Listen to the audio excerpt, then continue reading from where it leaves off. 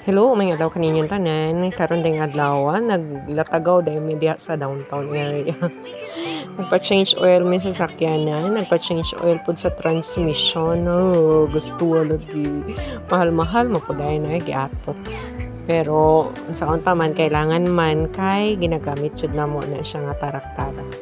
Ug sa dihang may gani na poy area diri ang medyo ah kuaning mga bata o kay parte jud si pata o kakita ni sila og donut sumoto sigig pangayo and then akong kiking medyo behave lang siya o diba kumpara sa iyang kuya Clintoy so tanaw-tanaw na ni siya daddy and then after actually nangadto mi og kuan Matina Playa kay nagpalit mig baking supplies and nag-lunch and after ato diretso mi diri sa City Hardware kay nangita mi og or nanganbas mi kung mga materyales para sa amo ang second floor.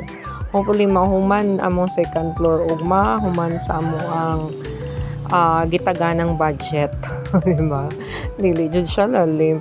Ug sa diha mga bata nakabitbit ug ilaha pod na gusto or kaning dulaan, my gosh.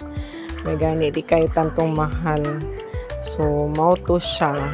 So, ang inyong inahan, haggard kayo. Kaya nagtagbaw o pangita o mga materyales o kung sa'y dapat ipangbutang dito sa second floor.